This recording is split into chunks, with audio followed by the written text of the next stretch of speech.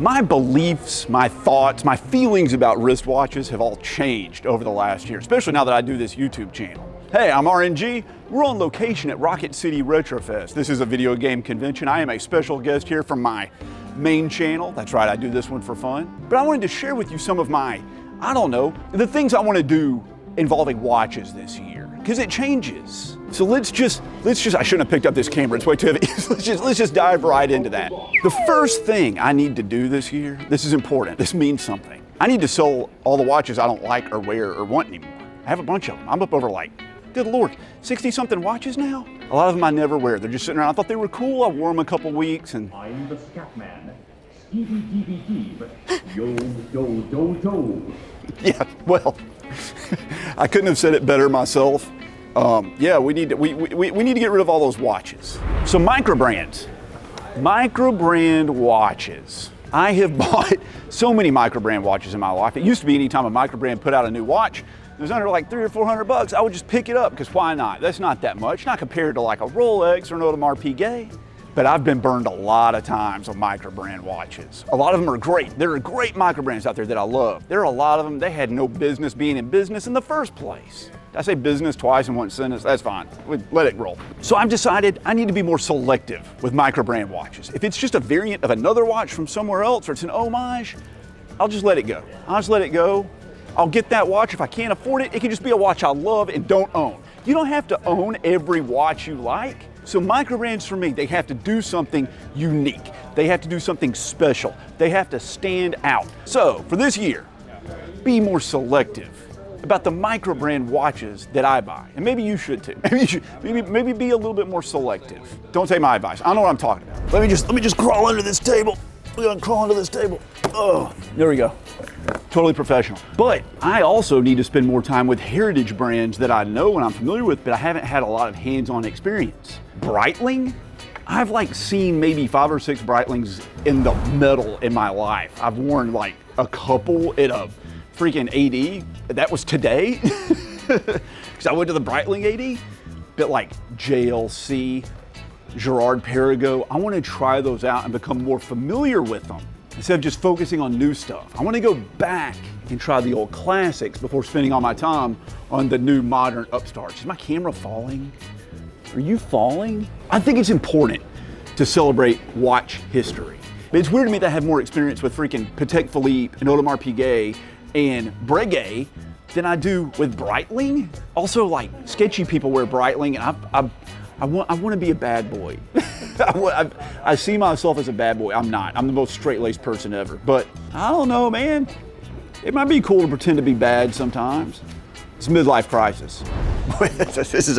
This is a good-looking shot. How do you like that? How do you like that? Speaking of which, you know what else I need to do? I need to check out more neo-vintage pieces. I have been really into neo-vintage. I bought the Omega Speedmaster Mark 40. I also picked up in a deal an old Tag Heuer, like 1994 SEL that has the ugliest two-tone bracelet on it I have ever seen on a watch. It's set in my watch box like to trade for freaking months.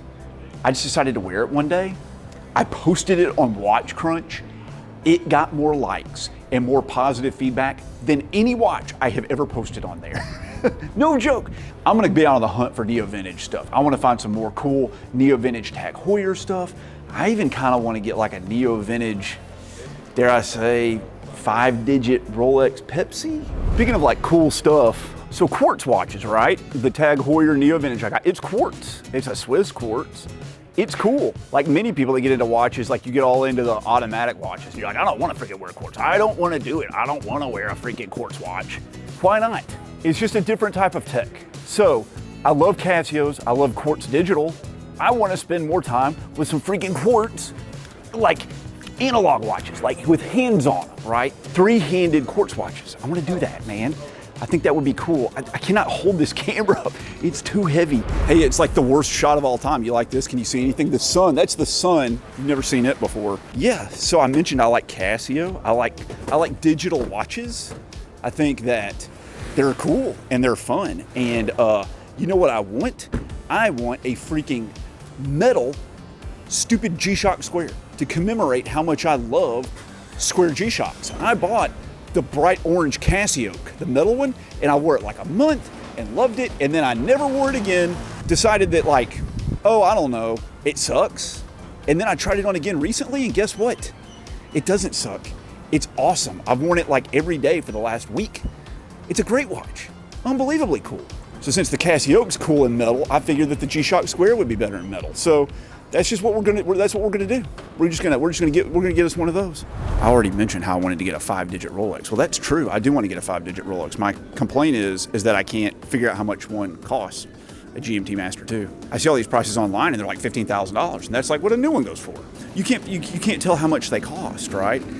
I watch like these channels with these watch flippers up on 47th Street, and they're paying like, you know, $9,000 for freaking GMT Master 2s. And I'm like, well, maybe I can get one for like 12. Probably not. It doesn't really matter if it's like 15,000 or 20,000 or 70,000 or 12,000. I got to save up for it a little bit. But I want one, man. They're so cool. Save up for a Rolex GMT Master 2 5-digit aluminum bezel neo vintage. Want one. The thing I want to do the most this year, though, is not buy a watch. It's attend a watch show or a watch convention. I'm at a video game convention right now. I go to these things all the time. I've never been to a real watch show. Are there any in the southeastern United States that I need to go to? Please let me know. Okay, I want to be there. I want to check it out. I want to meet some of you guys. I want to meet some of the vendors. I'm sorry for the wind, but I want to be at one. Thank you for watching this video. This video was an experiment, by the way. I have this new camera, this new fancy camera, so I'm shooting in a variety of different lighting and sound situations. Thank you for being with me on this journey. It was a journey of learning to use a camera that's too good for what I'm trying to do, and also a journey of, you know, friggin' watch collecting, spending money. That's what it is. That's what this hobby is. It's a hobby of spending money. That's okay. I've had lots of those in my life. Got a couple of them right now. This is a weird venue. I just what am I looking at over here? Can you see this? That right back there? That? The gargoyle heads that are on the ground? Can you see those? I'll get you a better shot. I just wasn't expecting to see that out of the corner of my vision. Those say 111 1549. Are these from the 1500s? There ain't no way, buddy. Oh my God, maybe they are. These were shipped over from good old Europe, man. We didn't have anything like this. This country didn't even exist. It was 200 years before the country I'm in. That's weird, I wasn't expecting that. Well, that was interesting, sorry about that. This is the outro 2 days later.